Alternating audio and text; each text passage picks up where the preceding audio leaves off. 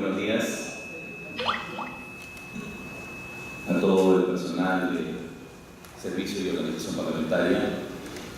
Antes de presentar a nuestro conocido expositor Fernando Paredes Núñez, permítame compartir como parte del Centro de Capacitación y Estudio Parlamentario dos eventos que se van a realizar y que tienen íntima vinculación con el tema que vamos a exponer y la profesión de Fernando Paredes Núñez.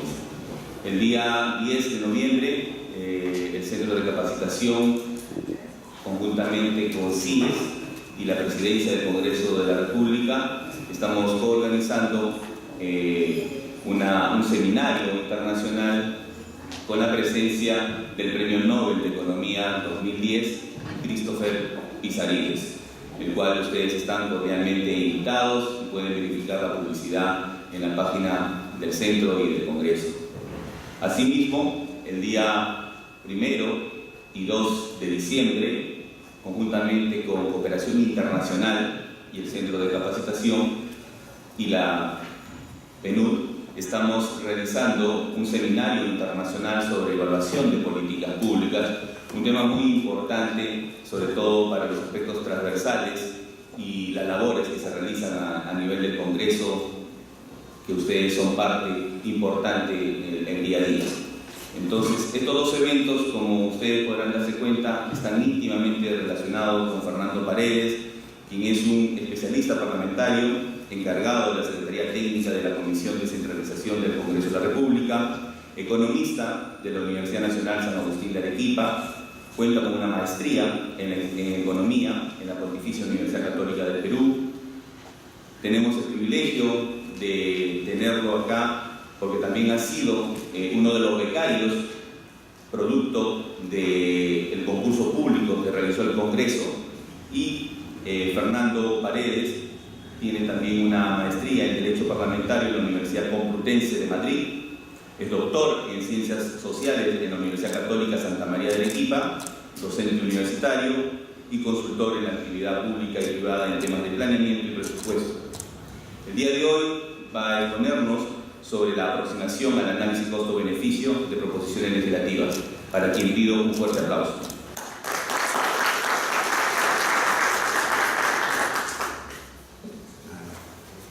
Muchas gracias. Como esto es una actividad académica, permítanme ponerme lo más cercano de ustedes para hacer mi exposición.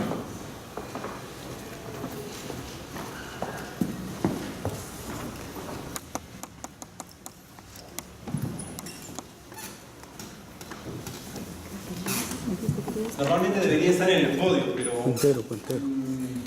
yo tengo una vieja tradición docente, entonces prefiero una cercanía a ustedes para poder exponer este punto y además manejar mis materiales académicos, que son los que tienen ustedes a la mano y que nos pueden ver con detalle. Es el PowerPoint que se le ha sido entregado, y además este PowerPoint está complementado por otros materiales que trabajaremos en adelante.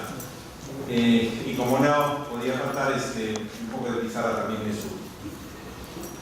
Bien, el punto es desarrollar un poco qué son nuestras aproximaciones al análisis costo-beneficio. Perdónenme, pero voy a hacer una introducción y un desarrollo de la exposición bastante en economista. Disculparán que en un auditorio fundamentalmente entiendo con formación legal me atreva a la exposición de teoría económica, pero me parece que es crucial para aproximarse al tema y entenderlo. Entonces, tenemos cuatro puntos ahí.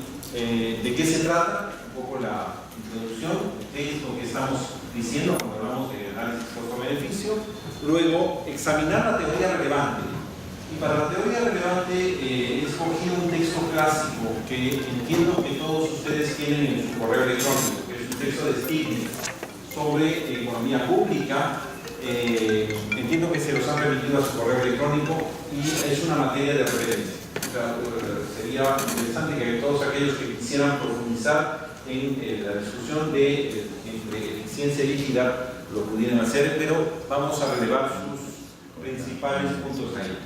Con eso espero terminar la sesión del día, de qué se trata y la teoría relevante. Y la sesión del viernes examinaremos entonces ya la parte más metodológica del tema, es decir, cómo aproximarse, cuál es el abordaje para el análisis costo-beneficio, y intentaremos trabajar algunos ejemplos que nos ayuden para terminar diciendo, muy bien, entonces, ¿para qué sirve esto y cómo se articula dentro de nuestras proposiciones legislativas del tema? Eso es más o menos el esquema de trabajo. Confío que lo podremos cumplir con satisfacción. En la medida que esta es una actividad académica, recuerden ustedes que pueden interrumpir en el momento que deseen, levantando la mano como si estuviéramos en clase. Ok. Empecemos entonces con el primer punto.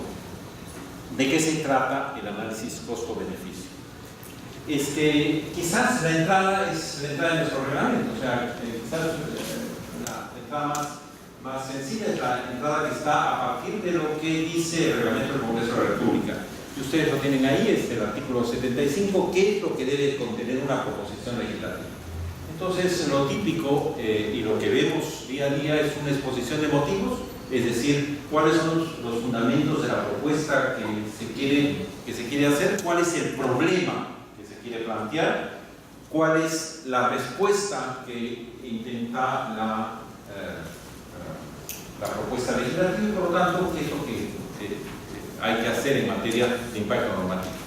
El segundo es el efecto de vigencia sobre la legislación nacional. ¿Qué estamos cambiando? ¿Estamos innovando? ¿Estamos modificando? ¿Contra qué normas se está planteando? ¿Es factible o no es factible? ¿No? ¿Qué temas tenemos ahí? El análisis costo-beneficio de su aplicación, y es un componente. Recuerden ustedes que cuando chequeamos, hacemos la ficha en la comisión para cuando esté entrando un proyecto, decimos, bueno, están todos los componentes y uno de ellos es el de costo-beneficio, que normalmente no excede las 5 o 6 líneas, digamos, y finalmente el comentario sobre la incidencia ambiental, si esto correspondía. Esto fue un añadido posterior. Es decir, si esta norma tiene incidencia ambiental, que ahora con toda la discusión de cambio climático deberíamos tener en cuenta, no solo para las normas ambientales, sino para los componentes ambientales de las normas, porque obviamente todas las normas tienen algún tipo de incidencia. Bueno, esa es nuestra entrada y eso es por qué lo tratamos. Y la primera aproximación que se tiene sobre este tema es que este es un componente tanto de los proyectos de ley como de los dictámenes. En los dictámenes estamos menos acostumbrados a ver. Está fundamentalmente en las proposiciones legislativas, porque el proyecto de ley se supone que es un instrumento para ejercer el derecho a iniciativa y promover un procedimiento para alcanzar una ley. Y eso es lo que lo hacen los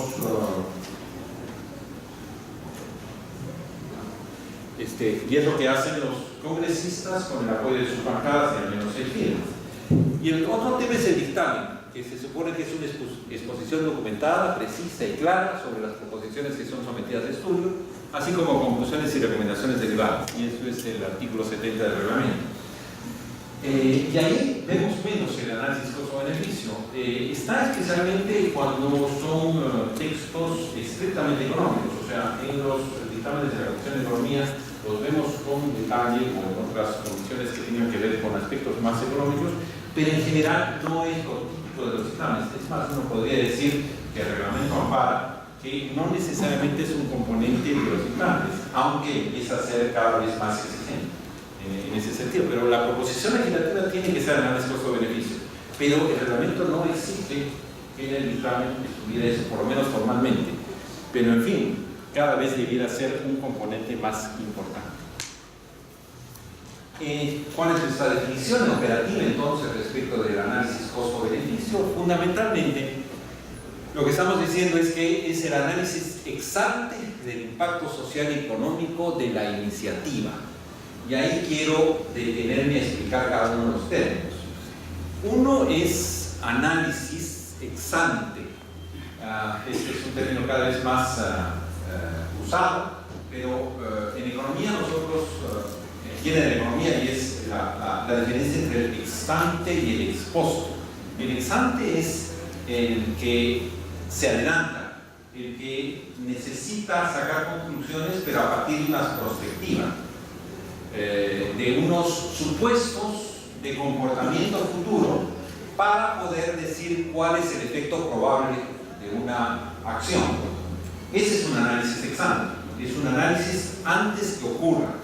Y normalmente el análisis ex ante es el que fundamenta la teoría económica, porque a partir de numerosos ejemplos que salen de ex ante y de verificación de estos hechos, entonces se saca un criterio más o menos establecido. Se saca un criterio de comportamiento, y a eso en teoría, en economía le llamamos esa teoría. Nuestros modelos económicos no son otra cosa que supuestos más o menos confirmados por la realidad, o a manera de Friedman, no desmentidos por ella, no desmentidos por ella, y que por lo tanto me permiten afirmar que en promedio el comportamiento de las personas es ante tales cambios y estímulos. Entonces tengo el análisis ex ante del impacto social, y ahí quiero subrayar social. En la idea de lo social, cuando estamos hablando de la economía de lo social, estamos hablando de que nuestro examen intenta ser de la sociedad como un todo. No son los rasgos sociales de una realidad, no es el análisis sociopolítico del tema, no es el componente emocional respecto de una situación, no. En economía, cuando hablamos de análisis que tiene que en cuenta lo social, lo que estamos diciendo es que asumimos el comportamiento de la sociedad como un todo. Ahí hay una vieja discusión, si la economía como un comportamiento es la sumatoria de los comportamientos individuales, o el comportamiento del todo es más que la sumatoria de las partes. Y esa es la vieja discusión entre la micro y la macro, ¿no? Friedman y Keynes que quisieran plantear, ¿no? O sea, tenemos un análisis de equilibrio macroeconómico, es decir, de los comportamientos de las grandes variables de la economía, el producto, el consumo, la inversión, el gasto, la exportación, las importaciones. Eso nos da un manejo de equilibrio. Desde el punto de vista de la microeconomía también tenemos un examen de comportamiento general, que es qué es lo que está pasando con la sumatoria de todos los mercados. Y esa es también una aproximación al todo. En economía tenemos dos aproximaciones al todo, la aproximación macro y la aproximación micro. Por lo tanto, entonces tenemos que examinar qué es lo que estamos pensando. Entonces, pero, insisto, lo social en estos temas implica examinar el comportamiento de la sociedad como un todo. Y económico tiene más que ver con entonces el comportamiento de los actores y de los consumidores, de los productores, de los distintos grupos sociales que tienen que ver en esta materia. Entonces, análisis ex ante, la perspectiva a futuro del impacto de comportamiento de la sociedad como un todo en materia económica. Eso es lo que intentamos. Y por lo tanto, entonces, examina si el impacto de la propuesta normativa tiene efectos sobre el bienestar social. Nuestra gran variable será el bienestar social. De nuevo, será el punto que estamos entendiendo por bienestar social. Aumenta, podríamos decir, las ganancias sobre las pérdidas, tiene aumentos netos de las ganancias sobre las pérdidas o no, o es al revés, los costos de implementar esta medida son mayores que los aportes que tiene. Pero respecto de qué, del bienestar, y de nuevo, acá el bienestar no tiene un componente psicológico, lo que tiene es un componente de, bueno, en el comportamiento de la sociedad como un todo. Hay una mejora de la situación de las personas, y para eso discutiremos, pero un poquito más adelante, dos grandes categorías: eficiencia y equidad, ¿no? La aproximación al bienestar de la sociedad como un todo, tiene estos dos conceptos. El concepto que está vinculado a eficiencia y el concepto que está vinculado a equidad. Pero esa es la discusión medular que tenemos en esta materia. ¿Por qué se ha incluido el análisis costo-beneficio en muchas de las proposiciones legislativas? Bueno, la primera gran discusión estuvo por el lado de la iniciativa de gasto. Recuerden que la Constitución dice que los congresistas no tienen iniciativa de gasto, no pueden generar mayores gastos y la exclusividad del Poder Ejecutivo. Tienen las dos normas ahí que están en el reglamento y la otra en Constitución. Bueno, la exclusividad del Poder Ejecutivo y la iniciativa en materia presupuestal y financiera. Y por lo tanto, en muchos de los análisis que tenemos es si tiene o no nuestra norma en cuestión impacto fiscal. ¿No? O sea, una parte del análisis costo-beneficio es decir, bueno, pero para el bienestar de la sociedad como un todo, ¿qué papel, qué rol está jugando el Estado? Y por lo tanto decimos, ¿hay o no un mayor o menor impacto fiscal? Y por lo tanto entonces decir, bueno, si hay un impacto fiscal, este impacto fiscal tiene que ser, y si hay mayores gastos, hay un mayor compromiso de recursos, como suelen decir las opiniones del MEF, cuando nos alcanza sus textos, si hay un impacto, si las mayores demandas o recursos exceden al presupuesto, entonces no es iniciativa del Congreso y de acuerdo a la norma constitucional esto va a dar sí. Esa es una primera aproximación y esto tiene sus complementos. Les leo la exclusividad del Poder Ejecutivo en la iniciativa de materia presupuestal y financiera. Revisen ustedes los textos, esto tiene que ver con la opinión previa en materia de impuestos, en la forma como se discute el presupuesto, etcétera, etcétera. Salvo, bueno, la exclusión de los congresistas de tener iniciativa para crear o aumentar gasto público, Constitución 79, Reglamento 76 2.2a, salvo en lo que se refiere a su presupuesto. El presupuesto del Congreso sí tiene autonomía constitucional y, aunque no parece exactamente, ¿no? Pero en fin, esa es otra materia de discusión, no afecta el derecho de hacer proposiciones durante el debate del presupuesto. Si ustedes están siguiendo el debate en la Comisión del Presupuesto, lo que encontrarán es que los congresistas tienen iniciativas a conformar, pero que tendrían que ser recogidas en el dictamen, y el dictamen tendría que hacer lo propio el Ministro de Economía y el Poder Ejecutivo para que tenga viabilidad de discusión. Recuerden que está en las reglas de debate de la Comisión de Presupuesto y del debate presupuestario. Si ustedes revisan la metodología que está en el reglamento del Congreso, encontrarán que eso es claramente planteado. Entonces, normalmente la entrada al reglamento, creo que históricamente fue así, la entrada al reglamento el análisis costo-beneficio era para examinar el impacto fiscal y para examinar si había o no iniciativa de gasto. Posteriormente se fue ampliando. Pero bueno, ahora cuando vemos el tema de costo-beneficio, tenemos una aproximación distinta y hay una aproximación más diversa de los temas que están vinculados. Y entonces simplemente enumero estos 5 que tienen a ustedes ahí. Uno es lo que vamos a hacer, la aproximación más clásica, que es la discusión sobre economía del bienestar. Y el texto es análisis de la elección social, la discusión entre eficiencia y equidad. Sobre eso no me detengo porque voy a ampliar sobre el tema. Sobre los otros puntos quisiera así decirlo. El otro pariente del análisis costo-beneficio está vinculado al análisis económico del derecho.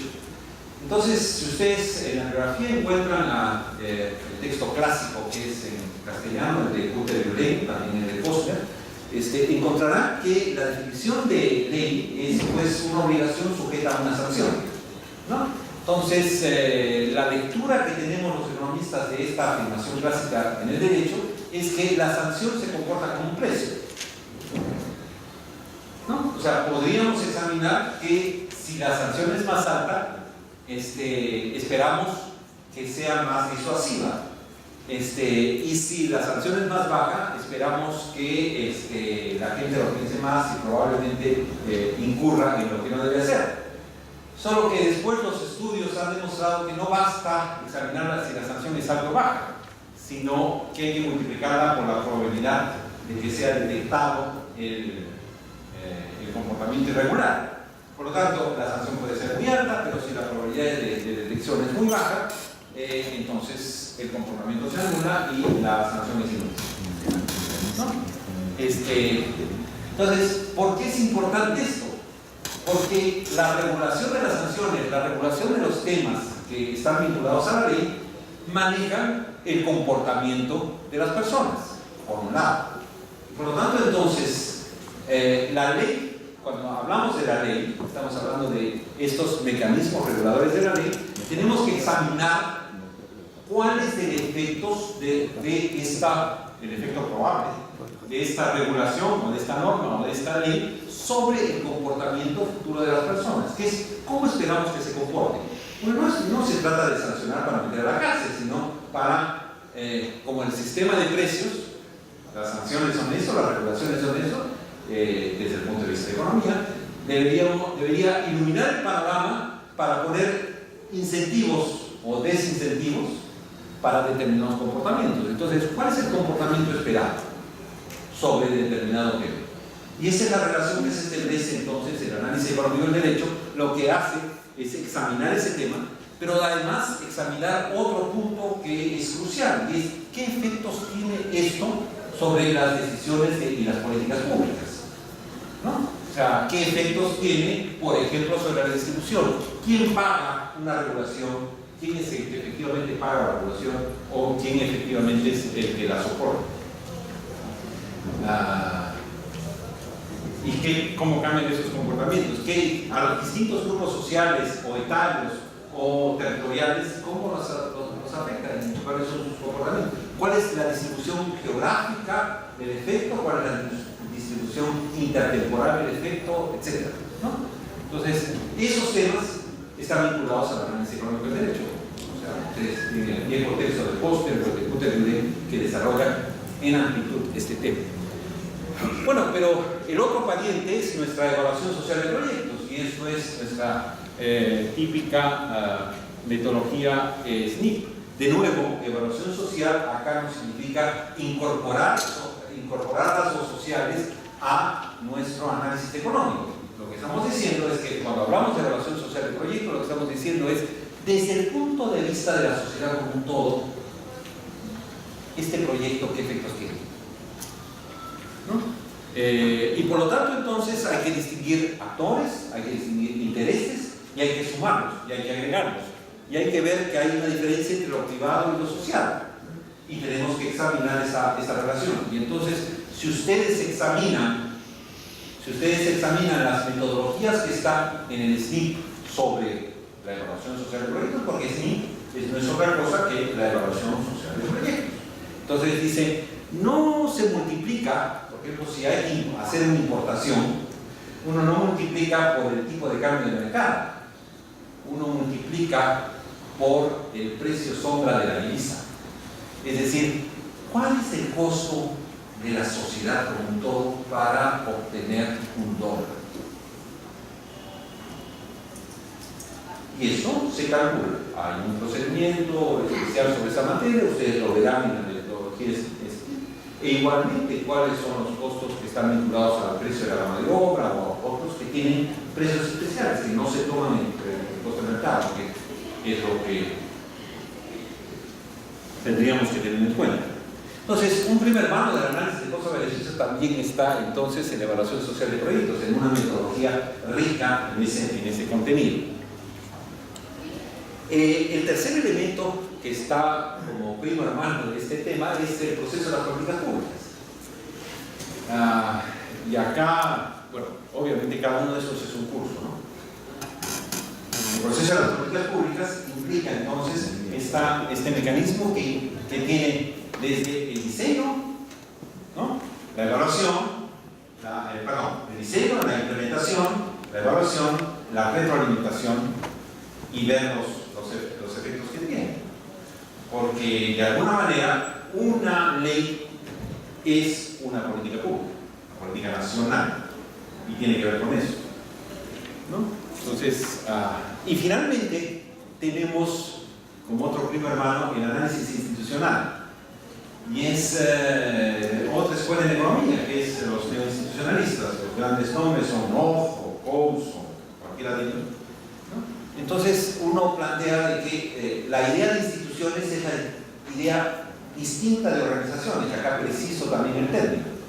La idea de instituciones tiene que ver con las pautas de comportamiento formales e informales que regulan la interactividad entre las personas y las organizaciones, de las personas entre sí, de las organizaciones entre sí y de las organizaciones con las personas. Entonces hay una diferencia entre organización e institución. Entonces cuando estamos hablando de institucionalidad, o cuando el Banco Mundial o toda la corriente habla de institucionalidad, no está hablando de organizaciones, está hablando de esas pautas y normas de comportamiento que regulan las interacciones. Y por lo tanto, entonces, el mercado es una institución, el comportamiento empresarial es una institución, el Estado es una institución, el sistema legal es una institución, el sistema de propiedad, la asignación de derechos, son instituciones que están reguladas por eso. Y por lo tanto, entonces, eso también influye en los comportamientos económicos, ¿no? Bueno, entonces, estas 5 primas hermanas tienen que ver, aunque la raíz principal esté en la discusión de eficiencia y equidad, estas primas hermanas tienen que ver con el análisis costo-beneficio, y en teoría un entrenamiento en materia de análisis costo-beneficio debería permitir nociones básicas sobre todos estos aspectos. Quisiera también diferenciar con otras aproximaciones y otros resultados, porque el análisis costo-beneficio es solamente una parte del tema, ¿no? Uno es lo que quisiera diferenciar del análisis de impacto de la norma, y ahí hay una comisión del Congreso que está estudiando cómo hacer eso y cómo hacer una institucionalidad, un buen trabajo que preside el congresista Falconi, entiendo, pero que tiene que ver especialmente con la evaluación ex post. Bueno, dada la norma, ¿quién y cómo se le hace seguimiento? Claro, en el fondo vamos a hacer un análisis ex post, podría definirlo, un análisis ex post del impacto social y económico de la norma planteada, ¿no? Y de los objetivos planteados. Pero es distinto, no es lo típico del análisis costo-beneficio tal como lo hemos definido, que es análisis ex post. El otro tema es el seguimiento de las políticas públicas, y eso es lo típico de un observatorio. Lo que hacen los observatorios es plantearse un conjunto de objetivos que se generó en la política pública, y por lo tanto ver si esos objetivos se están cumpliendo o no se están cumpliendo. Mi pequeñita experiencia a partir del observatorio de descentralización es examinar si los objetivos que están planteados en la ley de base se cumplen o no. Es decir, la hipótesis sencilla es: ¿tenemos convergencia en los indicadores que nos expresan el desarrollo relativo de los departamentos? ¿La descentralización ha generado esa convergencia o la disparidad entre departamentos es creciente? Esa es la hipótesis sencilla. Lo que pasa es que eso exige para cada uno de los indicadores una matriz de datos ustedes se dan cuenta, si tomamos 10 años y 26 departamentos, son matrices de datos de 26 por 10 para cada indicador, y además si lo examinamos para cada uno, la masa de datos es significativa, y además para ver si efectivamente ocurre necesito una serie de larga presencia, porque muchos efectos son de mediano y largo plazo, no son de corto plazo, ¿no? Bueno, eso es lo típico de un observatorio, seguimiento e impacto de políticas públicas. También tenemos otro, no sé si llamamos primo hermano, pero hermano, análisis de impacto regulatorio, que es el RIA. Entonces, nosotros tenemos una ley que tiene que ver con las reguladoras, es decir, aquellas que tienen que ver con posiciones de monopolio, ¿no? Entonces, cuando hay, para examinar si hay uso abusivo de la posición de monopolio, recuerden que la Constitución está prohibido el monopolio, lo que está prohibido es el uso de la posición de dominio, ¿no? El abuso de la posición de dominio. Por lo tanto, entonces, hay que ver si la norma regulatoria qué impacto tiene sobre el mercado, sobre las empresas y los consumidores. Los reguladores normalmente se plantean en que debe haber o una precisión sobre el precio o una precisión sobre la cantidad. Por el monopolio, en teoría económica, se dice que el monopolio fija precio alto y reduce la cantidad, ¿no? Entonces la regulación lo que tiene que hacer es que baje el precio y aumente la cantidad. Por eso se le fija, por ejemplo, metas de cobertura.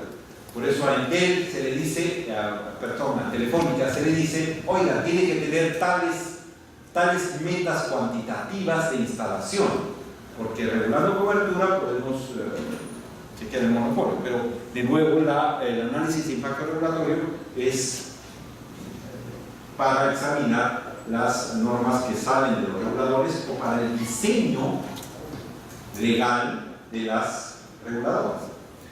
Y finalmente está nuestra evaluación social de proyectos de inversión, sobre el cual ya he hablado, y por lo tanto entonces la metodología también es parte de otro primo hermano de otros temas. Pero claro, uno diría, detrás de todos estos aspectos hay comportamientos de consumidores, comportamientos de empresas, comportamientos de productores, sí, pero conceptualmente los productos son distintos. Y por lo tanto entonces a lo que me voy a referir, y por eso he puesto es una aproximación a la ACB de las proposiciones legislativas, y he definido como el análisis ex ante del impacto social de las iniciativas legislativas, y es ahí donde me estoy concentrando. Pero todas estas materias son susceptibles también de examen, de análisis y de propuesta.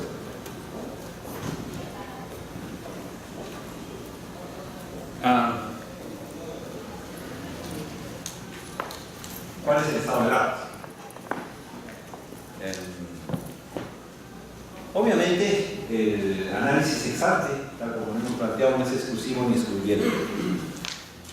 Es complementario con otros enfoques. No es solamente tarea de economista, es una mezcla de economista, abogado. Aprovecho para pedirles que todos apaguen su celular, por favor, pero apaguen.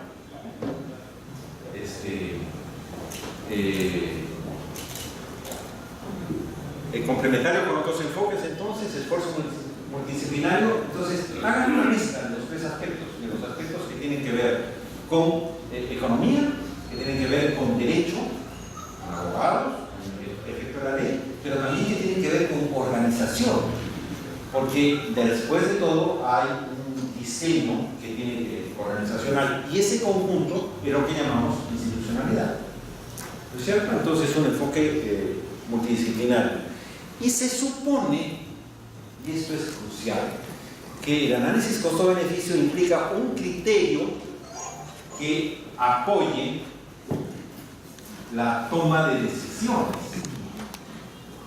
O sea, no es el criterio que decide. Recuerden ustedes que alguien tiene que ponderar las decisiones. Y ese alguien es nuestra comisión, la comisión en la que estamos vinculados, la comisión que evalúa el proyecto, o el pleno del Congreso, ¿no? Esto es un insumo que permite ponderar alternativas y tomar decisiones, ¿no? Yo siempre me peleo con la lógica de que el análisis costo-beneficio marca una alternativa que sería la única técnicamente viable. No es así, o sea, lo que podemos tener son distintas alternativas.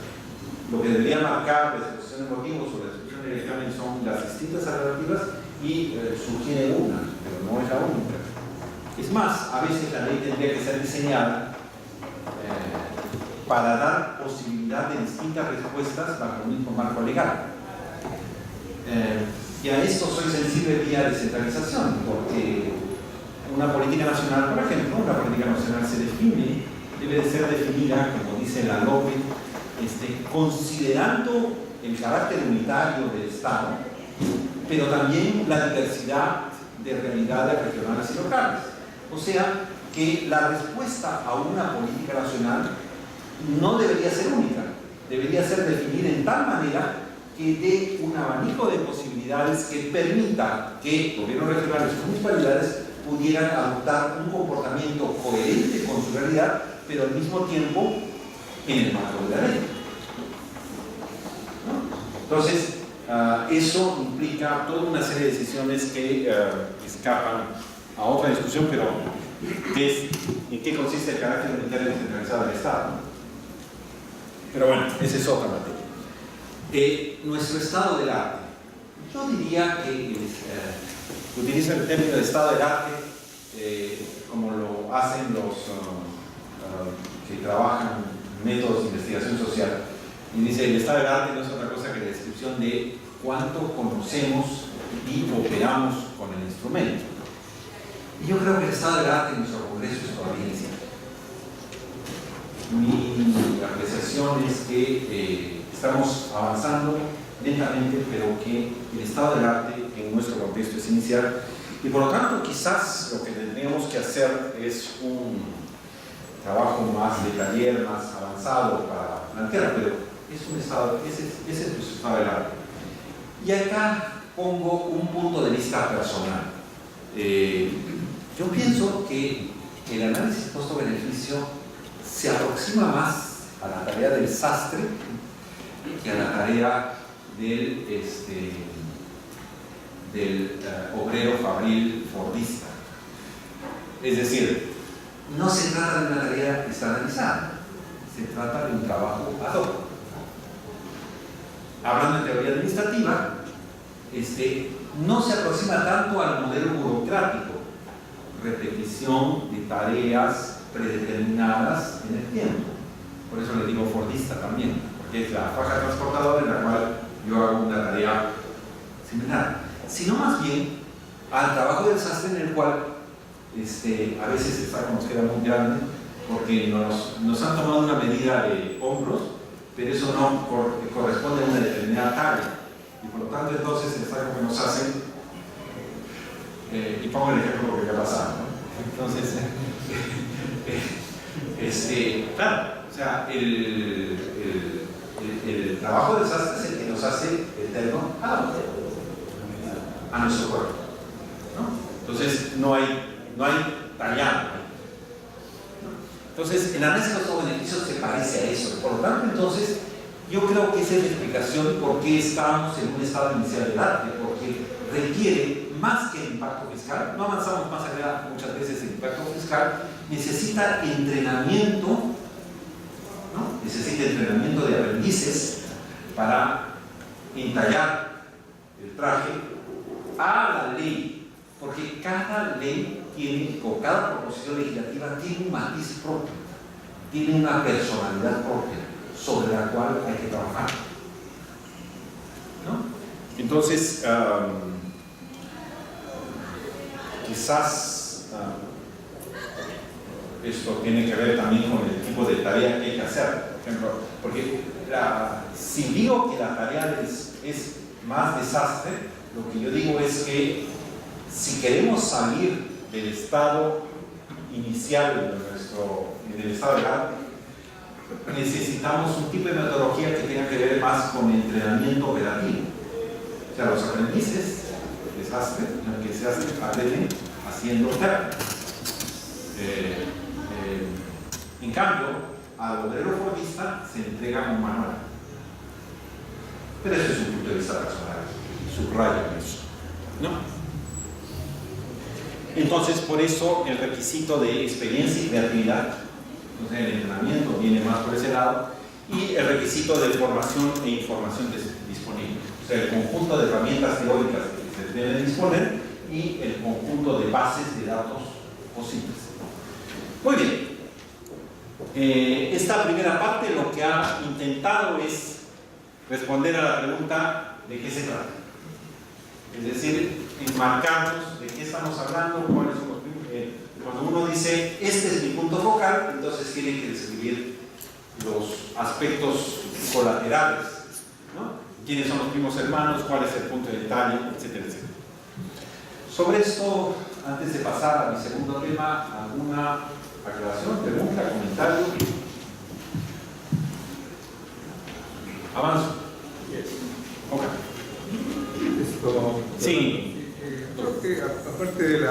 mencionaste al final felizmente el tema de la información, que es uno de los elementos más escasos en nuestro país.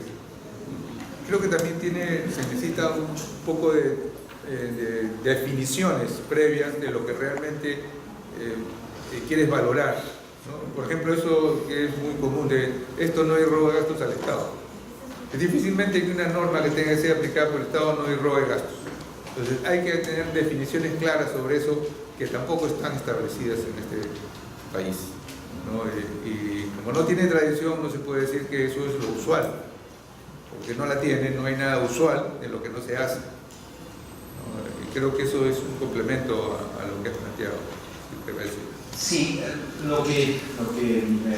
qué se trata, lo que quiere decir es poner un foco teórico sobre una aproximación al tema. O sea, cuando uno hace, el cine más típico es, cuando uno hace una tesis, lo primero que define es cuál es el problema, cuál es el marco teórico respecto al problema, y qué es lo que no vas a ver, qué es lo que no vas a ver, qué es lo que estás escondiendo del problema.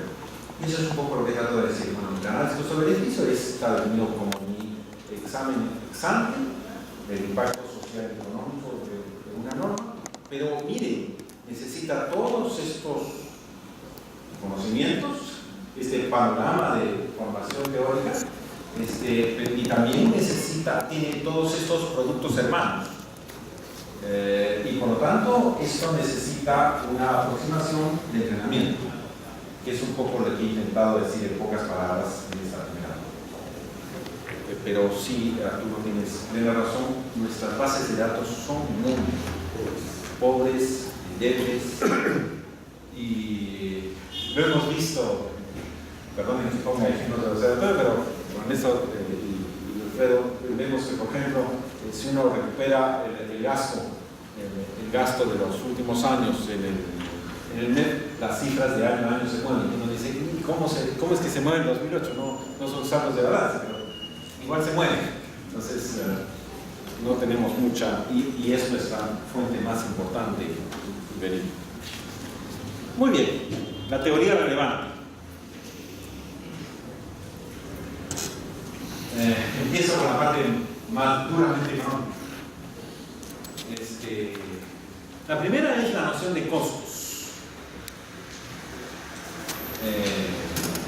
Esta definición de costos es importante porque no se trata de costos cualquiera, se trata de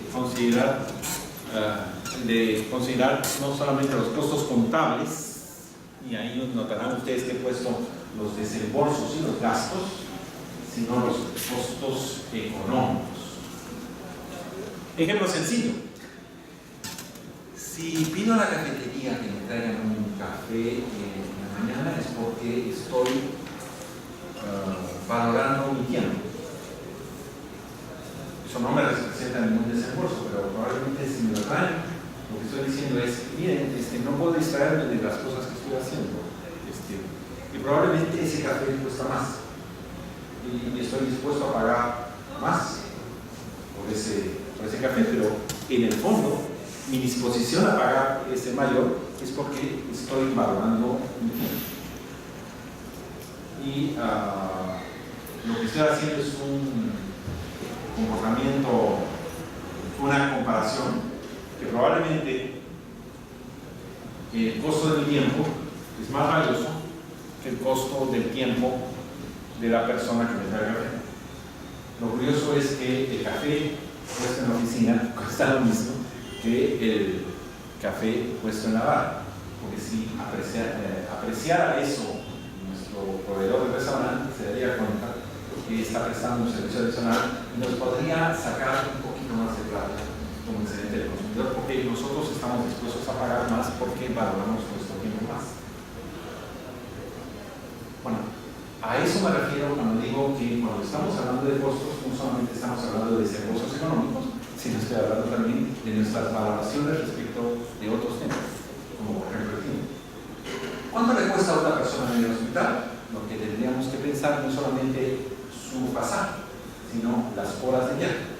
Lo típico en la Comisión de Salud es decir, alguien que viene y dice, mire, no, háganos un hospital, pues porque le cuesta un día ir y volver, ¿no? Entonces la valoración del tiempo, ¿no? Y entonces uno puede decir también en términos de costo de oportunidad, o sea, ¿qué es lo que pierdo por hacer algo y dejar de hacer otra cosa? Por eso no voy a tomar mi café de Navarra, lo que hago es del que me lo trae, porque estoy valorando por el costo de oportunidad. Entonces digo que el costo de oportunidad de la persona que me lo trae es menor que el mío, por lo tanto me presta ese servicio. Si tuviera muchos clientes en Navarra, probablemente no prestaría ese servicio, porque abandonar Navarra sería más costoso que prestar el servicio de llevar café a las oficinas. Estoy poniendo el ejemplo más pequeño para decir que toda decisión, todo comportamiento económico, todo comportamiento tiene una explicación en términos de costo de oportunidad. E igual a las decisiones sociales, e igual a las decisiones del país. Entonces, cuando distinguimos entre costos económicos y contables, lo que estoy diciendo es que alto, no solo consideramos si tiene desembolsos esa materia, como entendido como pagos en efectivo, ¿no? Desembolsos contables, sino también como costos económicos, es decir, están incluidos los costos de oportunidad, ¿no? Que es mi valoración de lo que dejo de hacer en comparación con lo que decido hacer. Probablemente ustedes encontrarán muy valioso estar hoy día acá escuchando, cosa que se les agradece, porque en su valoración de costo de oportunidad imagino que han tomado esa decisión. Pero también hay otro tipo de costos, que es el costo de transacción. Hacer negocios cuesta.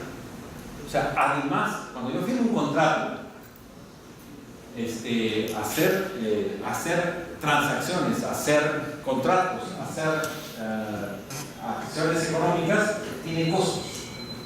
Costos de transacción, costos que tienen que ver con información, negociación, seguimiento, seguridad del contrato, etcétera, etcétera, etcétera. O sea, esos costos están asociados. Bueno, esta ley de arrendamiento, lo que supone es que, el supuesto que está detrás, es que con mayor seguridad en los contratos de arrendamiento, entonces tendremos menores costos de transacción. O sea, será más fácil llegar rápidamente eso porque estará asegurado frente al notario y por lo tanto entonces, como puedo votar fácilmente, entonces puedo firmar un contrato estandarizado. Noten ustedes, ahora lo que tenemos son contratos estandarizados. Si tengo un contrato estandarizado, creo que se supone que el costo de transacción de firmarlo es más fácil y por lo tanto debería agilizar los negocios en el sistema financiero respecto a leasing de vivienda, pero eso hay que demostrarlo. Supongo que en el análisis costo-beneficio de esta norma implicó que eso está en juego, ¿no? Y que por lo tanto entonces esos costos de información, de negociación, etc., ya no necesito tomarme salvedades respecto del inquilino, porque lo puedo sacar fácilmente. Por lo tanto entonces el costo de información sobre el inquilino disminuye, ¿no? Por ejemplo, entonces cuando estoy pensando en costos, hay que pensar en ese universo de costos, en costos que tienen que ver con desembolsos, en costos que tienen que ver con decisiones, costos de oportunidad y con costos de transacciones. Una vieja definición de COUS o COACE, como quieran pronunciarlo, en esta materia, es que la ley está hecha para abatir costos de transacción. Las buenas leyes abaten costos de transacción. Entonces, una manera de definir una buena propuesta es decir, bueno, ¿cuánto están bajando los costos de transacción? ¿Cuánto está facilitando las transacciones en el mercado? ¿Cuánto está aumentando la seguridad jurídica? ¿Cuánto está mejorando la asignación de derechos de propiedad? ¿Cuánto está, etcétera? Es toda la teoría institucionalista sobre este tema, ¿no? Por lo tanto, las buenas leyes abaten los costos de transacción y facilitan los negocios en el mercado. Fernando, sí. ¿me permites una pregunta? ¿Cómo no? seguir avanzando en teoría relevante. En las nociones, también dentro de la teoría. A mí me sale toda teoría hasta ahora. A raíz de la inseguridad ciudadana y como bajando a la tierra de la teoría, se están publicando en el portal proyectos de ley referidos a recurrir a las Fuerzas Armadas como refuerzo de la Policía Nacional para que justamente disuada y apoye seguridad ciudadana. Lo que yo veo ahí, que tiene que ver con lo que estás hablando en este momento de costos, es que los proyectos a los que me refiero, en la parte de costo-beneficio, señalan casi como un cliché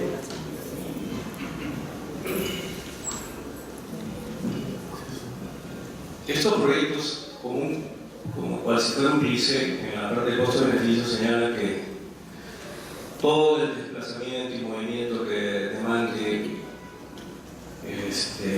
trasladar y poner en apresamiento a las Fuerzas Armadas y a sus vehículos es algo que no va a costar nada porque ya está comprendido dentro del presupuesto que se le asigna a las Fuerzas Armadas, etc. Pero eso es viéndolo así a grosso modo, ¿no? Si se pone en operación vehículos, horas hombre, puntos de vigilancia, etcétera, para apoyar a la Policía Nacional en materia de seguridad ciudadana, evidentemente va a haber un costo adicional. Entonces, quería preguntarte cuál es tu opinión al respecto, si hay un enfoque correcto del costo-beneficio en este caso o no. A ver, no me pidas una opinión sobre el tema, que lo primero que correspondería, sino más bien, ¿hay la posibilidad de una aproximación costo-beneficio a este tema? Sí. Bueno, una primera es la elemental que tiene que ver ¿hay mayores gastos o no? O sea, poner soldados en la calle significa un mayor desembolso para la industria de defensa, probablemente sí. Pero yo tendría que compararlo con si eso abate o no costos de transacción. O sea, efectivamente, poner soldados en la calle implica que la gente se sienta más segura y por lo tanto los negocios prosperen y la seguridad disminuya. No estoy tan seguro. No estoy tan seguro de eso. Eso habría que demostrarlo. O sea, no, pero esa es la pregunta que habría que hacerse. O sea, ¿cuáles son los costos que están involucrados a eso? ¿No? Porque también recuerden que la idea de ley es que, y esto me lo presto del análisis económico del derecho, es que es una obligación sujeta a una sanción. Entonces, el tener soldados en la calle armados, ¿qué va a significar como comportamientos de la población? ¿Qué voy a suscitar? Esa es la pregunta costo-beneficio que tendríamos que hacer. ¿Cuáles son los comportamientos que se van a suscitar? Y a partir de ello, llegar a ver si hay un abatimiento de costos de transacción, hay un aumento de seguridad y por lo tanto, más allá del desembolso económico, ¿qué significaría eso? Y por eso quiero entrar a beneficios. Porque los beneficios, y ese es otro problema, para identificar los beneficios, tanto personales como sociales, yo puedo tener, tres conceptos básicos. Una es identificación, otra es cuantificación y otra es valoración. Lo primero que tengo que hacer es identificar. ¿Hay beneficios para una determinada población a partir de una cierta norma? ¿Cuáles son? ¿Y cómo están repartidos? Veremos más adelante que eso lo tendría que ver por grupos de edades, lo tendría que ver por territorios y lo tendría que ver por niveles de ingreso, por ejemplo. Identificación. Pero no todos los beneficios identificados los puedo cuantificar.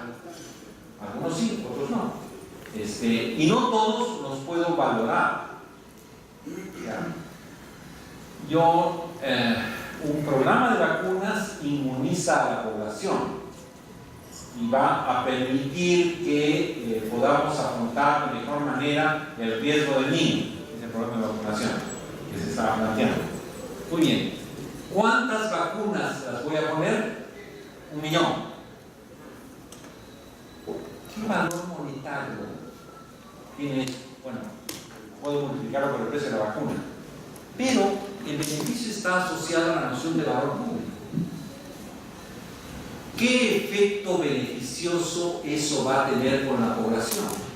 No hay un mercado estrictamente de salud y de vida que me permite decir, bueno, entonces los beneficios van a ser tales, valorados a soles. Forzando la figura puedo obtener, los economistas de la salud llegan a hacer esos cálculos, pero no nos parecen ser todo lo probabilísticamente acertados que se pueden. Hay casos entonces en los cuales podemos identificar el beneficio, probablemente podemos cuantificarlo, pero a lo mejor no podemos reducirlo a una cifra monetaria, a una única cifra monetaria. Porque hay otra noción que importa el beneficio y es una noción que me la tomo prestada de la lógica de políticas públicas. Y es que las políticas públicas tienen que generar valor público. Y el valor público implica que las personas perciban que su bienestar está aumentando y validen. Es como cualquier demanda, ¿no? Yo compro manzanas porque me gusta estas manzanas y me proporciona un bienestar de manzana más allá de lo que cueste. Por lo tanto, yo la compro porque el bienestar que me da, que me proporciona, es mayor que el costo que me representa tener, ¿no? Entonces, y por lo tanto, entonces, es igual sucede con las políticas públicas. Se supone que las políticas públicas son demandadas en la medida de que la gente percibe que efectivamente mejora su nivel de vida, mejora sus capacidades, mejora sus posibilidades de hacer negocio, mejora sus potencialidades, mejora sus capacidades crediticias, etcétera, etcétera. Le mejora la vida. Y entonces la política pública se valida, se demanda, ¿no? Entonces, la pregunta es no solamente cuánto bienestar supongo que va a recibir, sino si efectivamente la gente le está demandando, si la gente lo quiere, si la gente valida ese valor público. Esta es una noción que viene de la lógica del ciclo de políticas públicas y por lo tanto entonces cuando hablamos de beneficios estamos pensando en si esos beneficios efectivamente están vinculados. Y vuelvo a la pregunta de Samuel cuando dice, bueno, soldados en la calle es una demanda que va a mejorar las necesidades de las personas, tendríamos que demostrar que efectivamente eso ocurre. Si se sí, vas a preguntar algo. Yo trabajo muchos años acá en el Congreso y lo que quiero saber, por ejemplo, el análisis de costo-beneficio, yo creo que es muy importante el proyecto de ley. Yo creo que veo mucha crítica, los proyectos de ley están mal hechos porque no tienen análisis de costo-beneficio. Y eso es lo que queremos saber. ¿Tiene que haber mucha importancia o no? Bueno, eso intento mostrar con estas dos sesiones. Lo que quiero decirte es que la respuesta no es sencilla, porque es, claro, entonces decir, sí, es muy importante. ¿Cómo es eso? Hay que verlo, hay que examinarlo, hay que detallarlo, ¿no? Ok.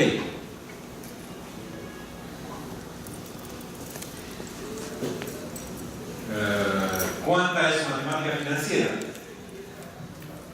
Les pregunto esto porque los indicadores tienen que ver, los indicadores cuando estamos hablando de costos y beneficios tenemos que verlos en términos de flujos en el tiempo.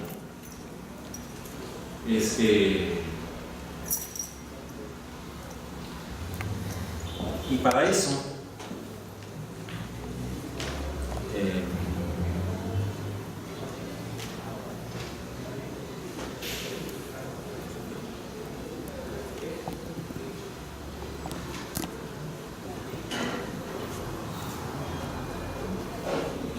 espero que eso es una matemática sencilla, esta no hay demasiado complejidad en esto, pero espero que lo puedan ver.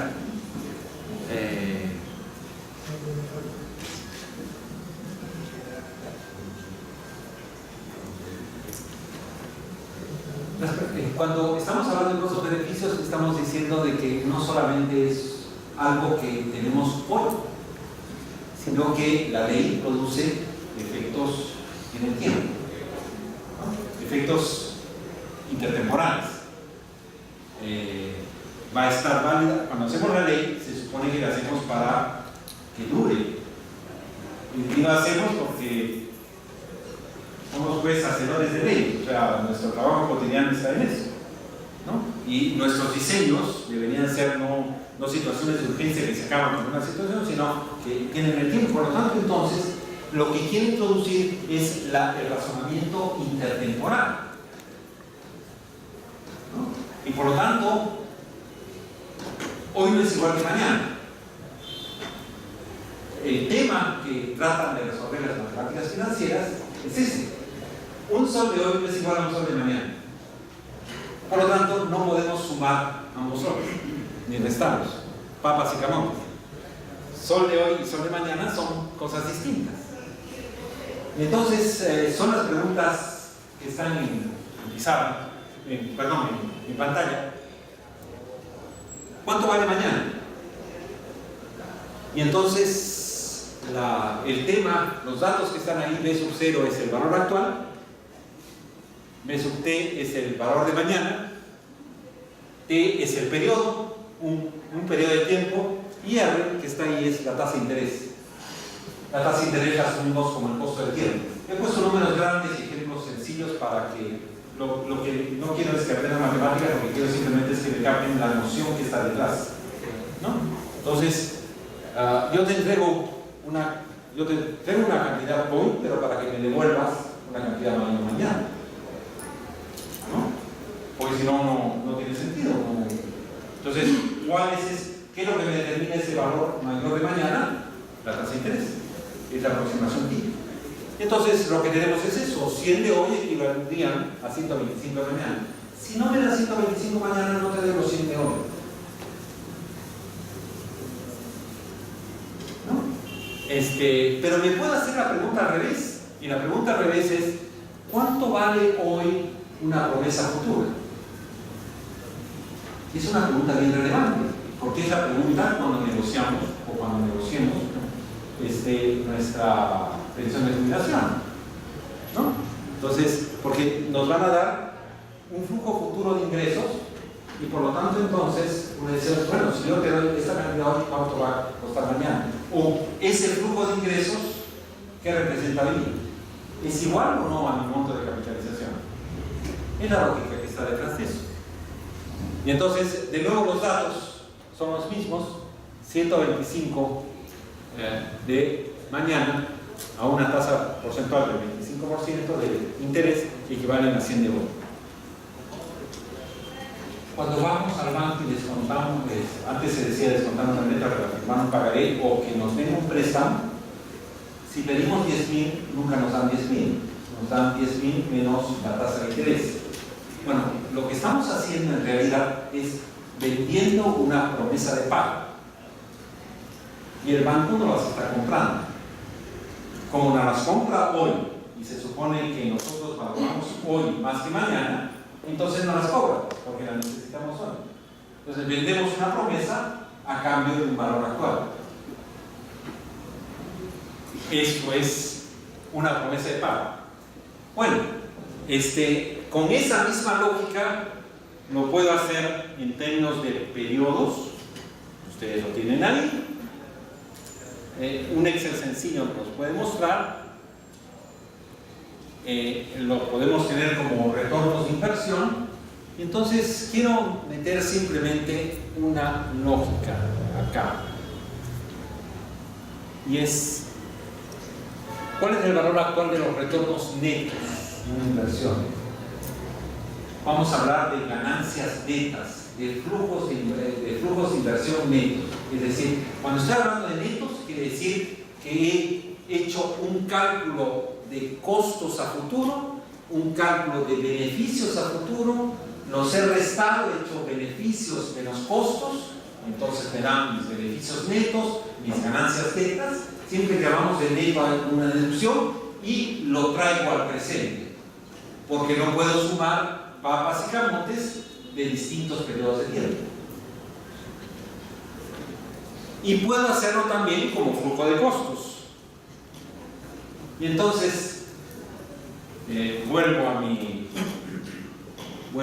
Power, para no complicarles más la vida.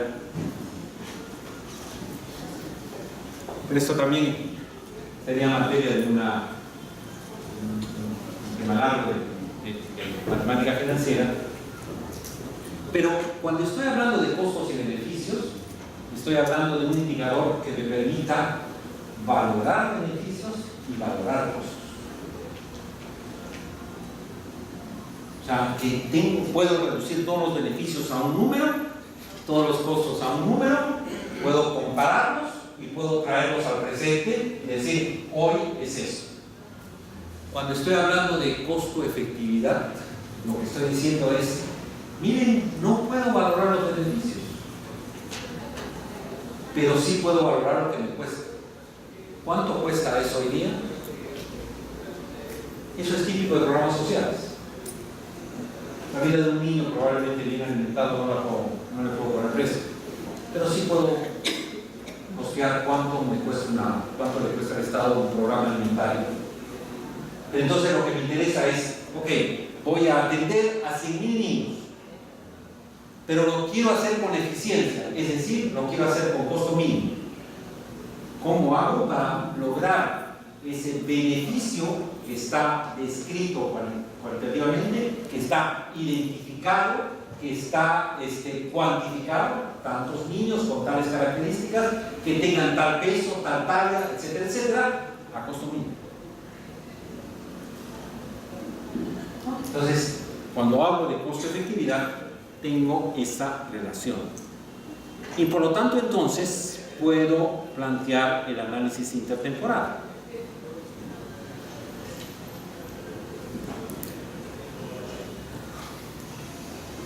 ¿Qué prefiero, hoy o mañana?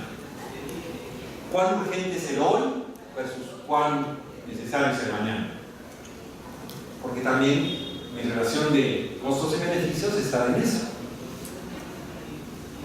Probablemente, si creo que el mañana es más importante, entonces la definición legal lo que está planteando es que nuestro comportamiento es miope respecto al futuro. Y por lo tanto, entonces, tendré que poner ciertas obligaciones actuales.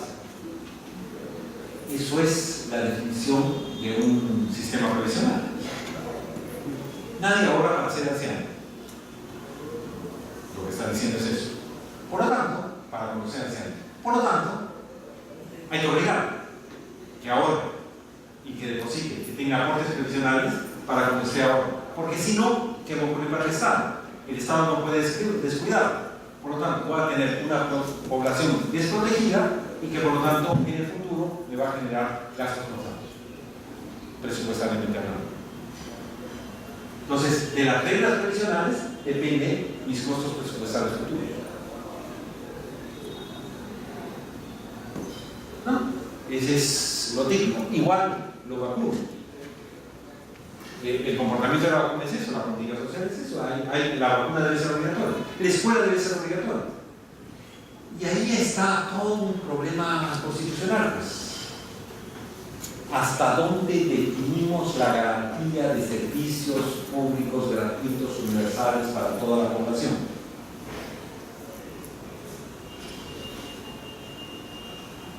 ¿Los servicios públicos universales son solamente los que están como derechos civiles o también salud, también escuela, también vivienda? Bueno, el análisis temporal es ese, el temporal es ese. Se supone que el beneficio de una población sana y educada es mucho más alto que el costo de financiarle el costo de financiar vía escuela, vía posta, vía programas de salud y asistenciales la mejor calidad para los niños.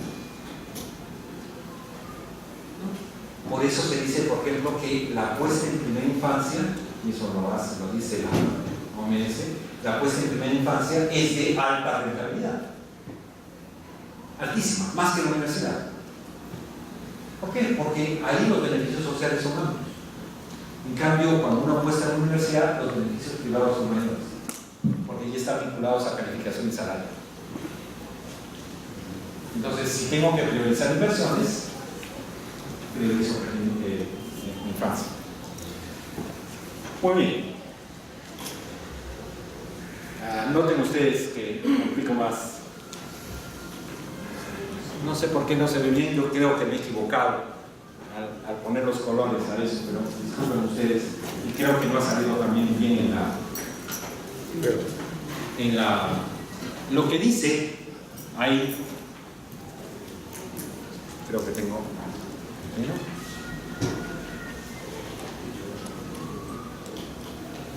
Ya.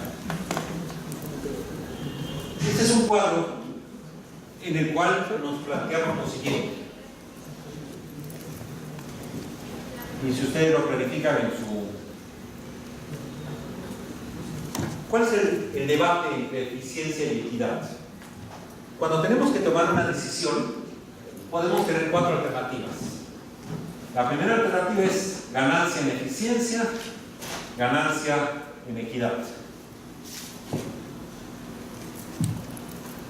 La segunda alternativa es pérdida en eficiencia, ganancia en equidad. Tercera, ganancia, vamos a poner así, eficiencia, pérdida en equidad. Y se supone que tendría pérdida en eficiencia, pérdida en equidad. Cuando tengo que tomar una decisión, puedo tener esas 4 posibilidades. Entonces,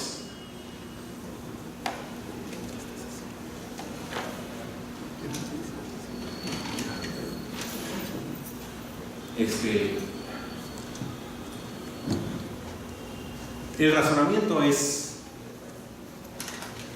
sencillo. Si la decisión, si el proyecto le sale ganancia, las 2 ganancias, ganancia de eficiencia y ganancia de equidad, es lo lógico que se decida a favor. Si la pérdida es en los dos temas, es lógico también plantear que esto se decide en contra, ¿no? Para la sociedad como un todo. El problema está acá. Cuando tengo ganancias de eficiencia y pérdidas en equidad, o cuando tengo pérdidas en eficiencia y ganancia en equidad. ¿Qué hacemos? ¿Cómo tomamos decisiones en esta materia? ¿Qué nos dice la teoría y qué nos dice la práctica? Y aquí estoy siguiendo el artículo de Stiglitz que ustedes tienen en sus correos electrónicos y que pueden examinarlo en profundidad. Después de todo, no hay nada más práctico que una buena teoría. ¿A cuánta? La pregunta que nos plantea Stiglitz es: ¿a cuánta eficiencia tendríamos que renunciar para reducir cuánta desigualdad? Y acá son valoraciones distintas, empezaremos a tener valoraciones distintas. O qué valor debe asignarse, qué ponderación deberíamos poner a una disminución de la desigualdad en comparación con una disminución de la eficiencia. Claro, si ambos disminuyen, probablemente uno podría decir, bueno, la disminución de la equidad es mayor y por lo tanto tiene sentido. Esas son las preguntas que tendríamos que hacernos. O sea, la decisión es, el cuadrito nos da las posibilidades, pero sin embargo hay que responder a esas preguntas. Y entonces tenemos los 2 grandes temas: eficiencia y equidad. Eficiencia expresada como el bienestar de la sociedad como un todo, y equidad como la desigualdad entre los grupos componentes de esta sociedad. Entonces la pregunta es: ¿aumenta? ¿Recuerdan ustedes eficiencia? En este sentido, en el sentido que le usa Stiglitz, en este tema es, bueno, ¿aumenta o no el bienestar de la sociedad como un todo? ¿Aumenta o no la producción como un todo? considerando el conjunto social. ¿Qué hacemos? Bueno, hay una aproximación teórica y una aproximación práctica. Estoy con tiempo como para terminar este tema. Tenemos que confrontar, dice, el conjunto de oportunidades y posibilidades con las preferencias que tiene la sociedad. Eso quiere decir entonces que hay un asunto evaluativo de por medio. Y eso es bien relevante en el Congreso y bien relevante con la política. Aproximémonos en primer lugar al conjunto de posibilidades. Y entonces, ahí no resistí la idea, como se plantea en teoría microeconómica, que es la curva de posibilidades de utilidad. Si yo tengo, para definir en términos muy sencillos, si yo tengo dos bienes,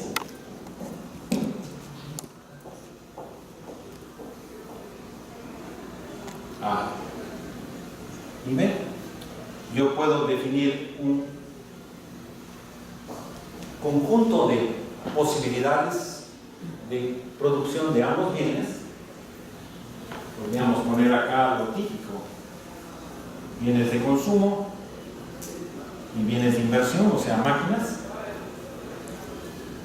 Si yo tengo un conjunto de posibilidades de producción que me permiten dar un bienestar a la sociedad. Eso es lo que define la curva de posibilidades de utilidad. Es el máximo de utilidad, bienestar, que se puede alcanzar u obtener dados los niveles de utilidad que alcanzaron y obtienen otras personas. O sea, el conjunto de la sociedad, hay una relación entre ellos, y por lo tanto no solamente hay que tener en cuenta los bienes, sino los grupos que están detrás de estos bienes. Entonces, un punto, yo esperaba estar en el Quiñones, por eso.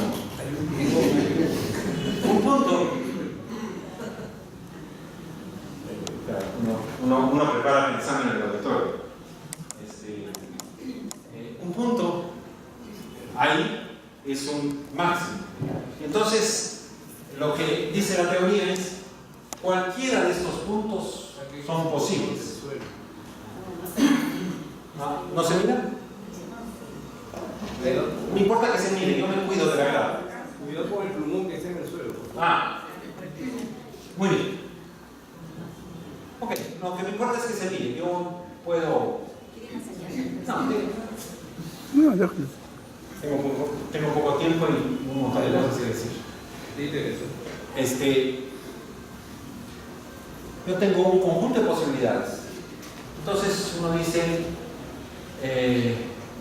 los supuestos son muy fuertes en teoría económica. Dice, si la economía es competitiva, si los mercados son libres, si los costos de transacción son pequeños, probablemente estamos en el máximo.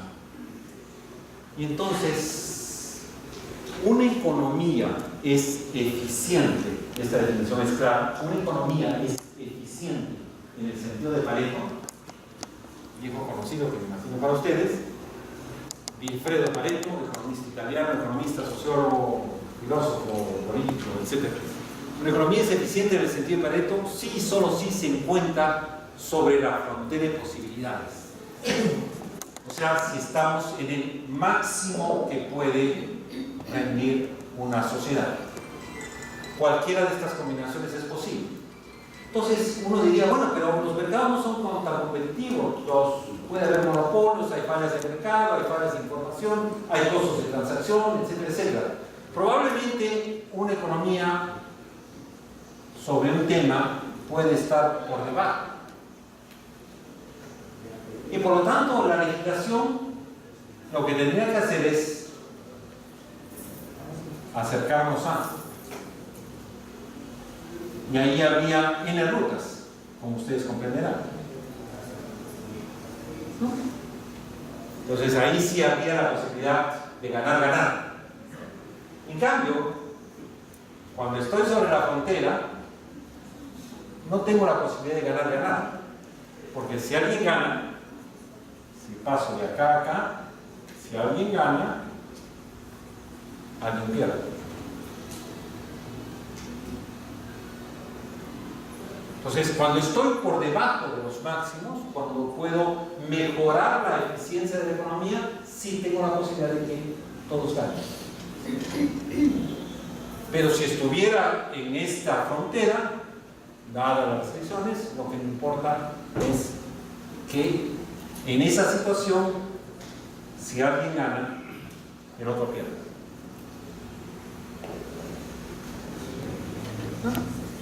Entonces, una primera cuestión que teníamos que demostrar es dónde estamos. Exactamente, en esa materia.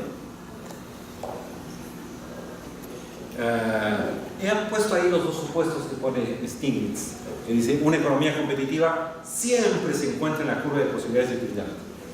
Siempre está arriba. O sea, si los mercados son libres, si la competencia es clara, si los costos de transacción son cero, es decir, si es fácil hacer todo el conjunto de actividades, entonces estamos en la frontera, es un máximo. Pero dice, si no estamos ahí, es posible alcanzar cualquier punto de la frontera a través de un proceso de mercado competitivo, si el Estado distribuye debidamente las dotaciones iniciales. ¿Cuáles son las dotaciones iniciales? Los títulos de propiedad, por ejemplo. Entonces, si la asignación de la propiedad ha sido dada de tal manera a todos, clara, de tal manera que se podamos negociar, ustedes esto les sonará a Hernando de Soto, toda la lógica de asignación de títulos de propiedad es esa. Si las asignaciones iniciales, si los títulos de propiedad han sido asignados debidamente es que los puedo transar, los puedo negociar, los puedo comprar, los puedo vender, etcétera, etcétera, entonces es posible que el procedimiento competitivo no llegue al máximo y por lo tanto se genere un valor público y esto permite que todos ganen. Es decir, de estar en una situación subóptima pasemos a la óptima. Bueno, es así como se resume la lógica de las posibilidades y las oportunidades que se tienen disponibles. Pero hay otro criterio, hemos dicho que tenemos que confrontar las posibilidades con las valoraciones que tiene la sociedad acerca de sus posibilidades. O sea, ¿cuál punto es el que elige la sociedad? ¿En dónde estamos? Y entonces, esa elección tiene otra lógica. Tiene la lógica, más bien, de las utilidades que tienen los distintos grupos. Y podemos asignar esas utilidades.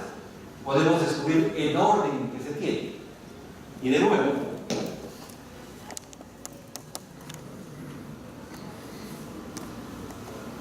y acá también grupos y bienes, grupo 1, grupo 2, y lo que tendré más bien son curvas de este tipo. ¿Qué me dicen esas curvas? Me dicen, son las distintas combinaciones de asignación de recursos para el grupo 1 o el grupo 2 que me proporcionan el mismo nivel de utilidad. Se supone entonces que la sociedad puede examinar y sabe qué es mejor, sabe qué es peor, o sea, cuál es el nivel de bienestar más alto, cuál es el bienestar más bajo, pero tiene que tomar una decisión acerca de qué distribución dar para el grupo 1 o para el grupo 2. Entonces, de nuevo, hay un criterio de Pareto sobre la materia. El principio de Pareto dice que se debe preferir las asignaciones en que mejora el bienestar de algunos y no disminuye el de ninguno, porque el bienestar social aumenta. Entonces, acá el principio de Pareto es lograr el máximo nivel de utilidad.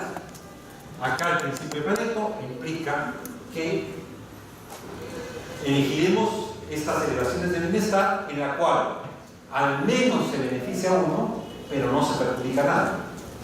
Entonces, eso quiere decir que si por ejemplo estuviéramos acá con esta asignación entre el grupo 1 y el grupo 2, no podemos mejorar y cambiarla sino en esta dirección. Porque fíjense ustedes, si me voy hacia un punto acá, claro, mejoro al grupo 1, pero reduzco el bienestar del grupo 2. Y si hago lo contrario, ¿no? Mejoro al grupo 2, pero empeoro al grupo 1 en un punto como este. Por lo tanto, con eso ya me restringió mis elecciones. Entonces, el principio de Pareto implica las dos cosas, ¿no? El principio de Pareto implica que logremos el máximo con la mejor asignación, en la cual mejoren algunos, pero nadie empeore su situación. Está la regla de eficiencia y la regla de equidad. Entonces, imaginativamente, si juntan estas dos curvas, eso me da teóricamente la idea de que mi elección, por ejemplo, será esta, y que ganar en eficiencia implica aumentar las posibilidades de bienestar, y ganar entonces amplía mis posibilidades de asignar mejor, y por lo tanto podría escoger esta o esta o esta como regla distributiva, porque efectivamente, dentro de esta división, ¿no? O sea, las posibilidades de mejorar la distribución entre las personas también se amplían. Entonces, ganar en eficiencia y ganar en equidad, cuando la propuesta me gana en eficiencia y me gana en equidad, efectivamente está en esta lógica de Pareto. Por lo tanto, entonces, el tema es, además, cómo son estas preferencias. Y acá hay diversos criterios, porque se trata de grupos sociales. Por ejemplo, valoramos igual un sol adicional en el estrato pobre que un sol adicional en el estrato rico. Algunos dicen que sí, o sea, un bienestar adicional en el pobre y en el rico podrían ser iguales. Hay gente que dice que no, por una sencilla razón, y es que un sol adicional en el estrato de mayores ingresos representa una agregación de utilidad menor a la que le permitiría un sol adicional en el estrato más pobre, porque la utilidad que le proporcionaría es mucho más alta, el bienestar que le proporcionaría sería mucho más alto. A eso se llama la utilidad marginal. O sea, cuánta utilidad adicional le proporciona una unidad más monetaria. Pero hay gente que es mucho más radical, y ahí les pongo a Rawls. Dice, el bienestar social depende de la situación en la que esté el que está peor en la sociedad. No importa qué pase a los demás, si el que está peor no mejora, la sociedad no está mejor.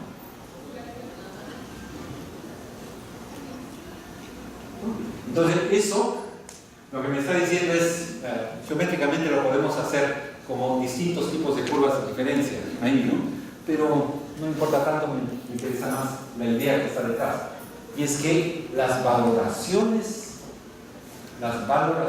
de qué es lo que es mejor para la sociedad son distintas y tienen apuestas distintas. ¿Cómo resolvemos eso? Procedemos de elecciones. Las elecciones son las que nos permiten decir quién, el que toma las decisiones, o sea, qué valoración tiene el que es electo, o los que son electos, ¿no? Pero esa será materia de la clase de mañana. Del viernes, perdón. Bueno, entonces, ¿qué es lo que nos dice cómo tomar la decisión en la práctica de Stiglitz?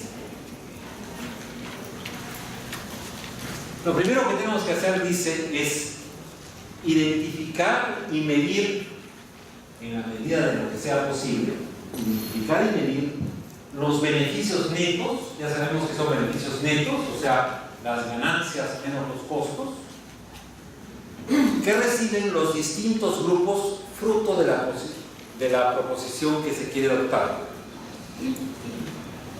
¿no? Entonces, los distintos grupos, porque se supone que no todos los grupos son iguales, la sociedad no es homogénea, y por lo tanto tengo que identificar los beneficios netos, o dicho en términos de análisis económico del derecho, los cambios de comportamiento que van a ocurrir en los distintos grupos y por lo tanto los beneficios y costos en los cuales van a incurrir, ¿no? Y por lo tanto, a partir de eso tendríamos que identificar si es una mejora en el sentido de Pareto. Identificar que es una mejora en el sentido de Pareto significa que todos los grupos tienen beneficios netos positivos.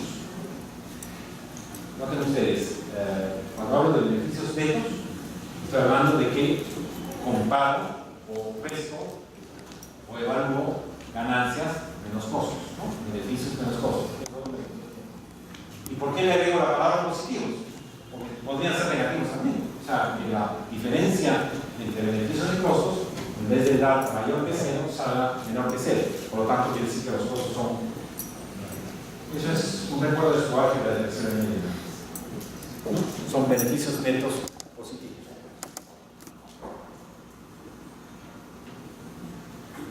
Y por lo tanto, una vez que yo he identificado beneficios y costos de todos los grupos, lo que tengo que hacer es sumarlos, agregarlos. Tenemos que agregar las pérdidas y ganancias de todos los grupos y eso nos da la medida de la eficiencia.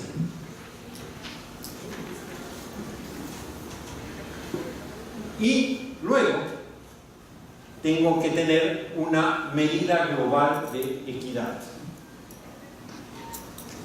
Una medida global de equidad es si esta proposición legislativa aumenta o reduce las disparidades sociales o las desigualdades sociales.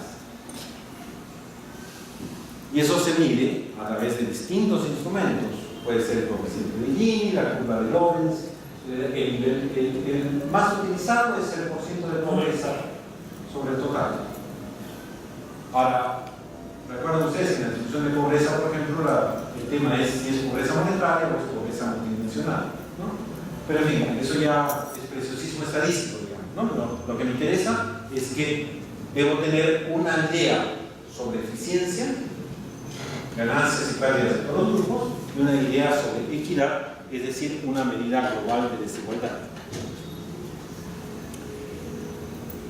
La regla de decisión es si la iniciativa es aceptable. La iniciativa es aceptable si genera ganancias positivas y netas y reduce desigualdad. La propuesta debe rechazarse si genera pérdidas positivas netas, reduce eficiencia y aumenta desigualdad. ¿Qué ocurre cuando tenemos aumento de las ganancias positivas y pérdida de desigualdad, o viceversa, o cuando la desigualdad adicional es aceptable por la sociedad a cambio de aumentar la eficiencia? Los economistas señalamos que hay en la literatura se llama un trade-off, un intercambio. Normalmente las ganancias de eficiencia generan pérdidas de equidad. porque las ganancias de eficiencia suponen mayor producción y no se preocupan de la distribución. Y por lo tanto puede haber una lógica de mayor acumulación y mayor desigualdad. Entonces, la pregunta es, ¿cuánta desigualdad es aceptable para una sociedad? Yo sé que el igualitarismo absoluto no es posible, porque reduciría incentivos para el mejoramiento de las personas. Un grado de desigualdad implica que hay exitosos pero el grado de desigualdad aceptable, por ejemplo, tendría que ver con que permite premios y castigos de acuerdo a la mejor performance de las personas, pero no debería ser premios y castigos según sus oportunidades y sus necesidades básicas. ¿Cuánta desigualdad es aceptable para una sociedad? Y es la respuesta que teníamos que contestar. ¿Qué pasa si unos ganan y otros pierden? Las reglas de decisión que nos propone Stiglitz son las que están ahí. Primero, identificar los grupos que están en mejor y en peor situación, por renta, por territorio, por edad, y las ganancias netas de cada uno. Recuerden, ganancias es ganancias netas de comportamiento. Y las ganancias netas se derivan de que la ley va a implicar cambios de comportamiento. Segundo, determinar si los beneficios netos agregados son positivos. Claro, si hay un grupo que gana y otro que pierde, la pregunta es, bueno, pero todo lo que gana este grupo es más, menos o igual de lo que pierde el otro. Porque si fuera mucho más, existe la posibilidad de que compensen. Claro, ganamos en eficiencia, pero le pongo impuestos y redistribuyo esas ganancias. Existe la posibilidad de compensar. Si unos están ganando y están ganando mucho, habría que ver cuál es el volumen de esas ganancias y si es posible compensar a los que están perdiendo. Y cuál sería el mecanismo de compensación de los que pierden. ¿No? Es toda la doctrina de compensación. ¿Podrían compensarse a los afectados con la pérdida? No. Entonces, genero que la compensación impide que los que pierdan y se mantienen igual, y la sociedad como un todo gana como bienestar y puedo compensar a unos y otros. Examinar, la otra posibilidad es examinar la medida en que cambia eficiencia y desigualdad y evaluar la disyuntiva que se plantea.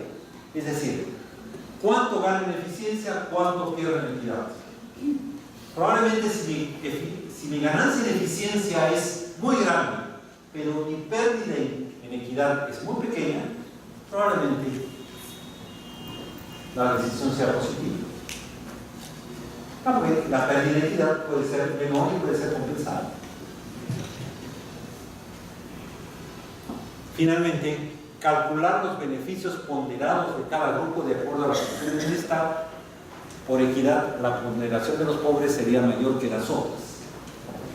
Y ahí esta es la solución más difícil. Es, muy bien, ¿cuán valioso es para la sociedad que un grupo mejore su eficiencia y sus ganancias respecto a cuán valioso es para el conjunto de la sociedad las pérdidas de equidad, y por tanto se pierde su grupo? Y eso es lo que típicamente llamamos una decisión política. Lo tenemos que valorar. Y por eso dice, hay que ponderar. Pero, ¿cómo ponemos y quién pone esas ponderaciones? Eso ya no es una decisión que venga de un algoritmo técnico. Esa es una decisión que viene de las valoraciones y ponderaciones que se forman en el mundo del contexto político. Por lo tanto, y con esto voy acabando, la idea que está detrás de esto es que el análisis costo-beneficio definido tal cual implica un insumo para decidir, no es la decisión técnica, es un criterio que permite, junto con otros, el impacto normativo, la evaluación de coyuntura, el análisis internacional, la correlación de poderes, un insumo que me permite tomar decisiones. Y por eso es parte de un encargo, o es parte de una producción legislativa, o expone un punto de vista sobre el fondo. En ese sentido, el enfoque es plural y multidisciplinar. Muy bien. Esta es la parte de mi enfoque teórico. Y un viejo profesor mío decía que no hay nada más práctico que una buena teoría. Si hemos entendido esto, entonces ustedes percibirán que una lógica de traje a medida tiene más sentido, ¿no?, en la construcción del análisis de costo-beneficio, porque hay que tratar cada tema igual. Entonces, lo que vamos a discutir un poco mañana es la parte más metodológica, la parte más operativa, cómo plantearlo. Y haremos algunos ejemplos. Pero pensé que una manera de plantear el tema es plantear un tema cercano que pudiéramos construir todos juntos. Entonces, examinando los diarios de esta semana, me dice, bueno, pero tenemos una propuesta de esperanza de vida. ¿Cómo evaluaríamos un cambio en la tabla de esperanza de vida? Lo que les pediría es que me dieran todo lo que pudieran hasta el viernes sobre esta materia y que en clase discutiéramos un poquito y tratáramos a lo mejor de construir algunos números, de decir, o por lo menos si no los construimos, entender qué es lo que tendríamos que multiplicar o dividir o restar o sumar para examinar qué es lo que está pasando y cómo enfocar. Entonces, es esta cuestión, no me acuerdo exactamente, pero es la tabla de esperanza de vida que han publicado su conferencia. Sí, claro. Esa es una de las preguntas, pero de todas maneras por ejemplo, la primera pregunta que se me ocurrió es, ¿de qué esperanza de vida estamos hablando? ¿De la esperanza de vida promedio al nacer? ¿De la esperanza de vida cuando se tiene 65 años? ¿O la esperanza de vida del estrato social que tiene AFP, que está vinculado a un AFP y que cumple 65 años? ¿Cuál es la esperanza de vida que está detrás de eso? Eso no se ha especificado en ninguna parte. Por eso. Por lo menos no públicamente. Por eso, es un poco lo que quiero hacer el ejercicio es que nos preguntemos cómo construiríamos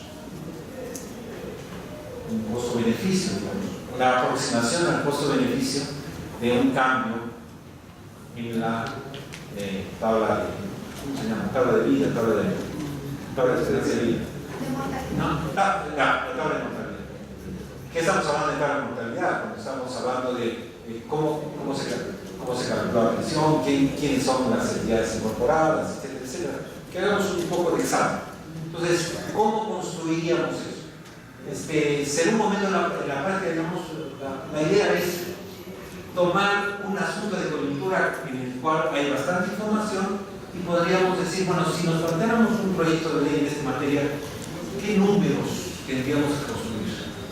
Aunque no encontremos el número, por lo menos saber conceptualmente qué es lo que tendríamos que multiplicar, sumar, restar. ¿Qué es lo más difícil? Pues sumar, restar, multiplicar es fácil. El problema es definir qué es lo que tenemos que sumar, qué es lo que tenemos que restar y qué es lo que tenemos que multiplicar. ¿Cuáles son las cifras que tenemos que construir? ¿Qué es lo que conceptualmente esperamos tener en cabeza? ¿Les parece? Ok, entonces nos vemos el viernes. Por favor, seamos puntuales. Sí, en este mismo lugar y por esta misma estación de televisión.